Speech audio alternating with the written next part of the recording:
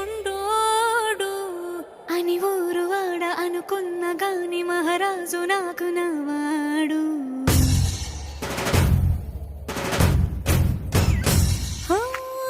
మాట పెడుసైనా మనసులో వెన్న రాయిలా ఉన్నవాడిలోన దేవుడెవరికి తెలుసును నాకన్నా. సూసేకి అగ్గిరవ్వ మాదిరే ఉంటా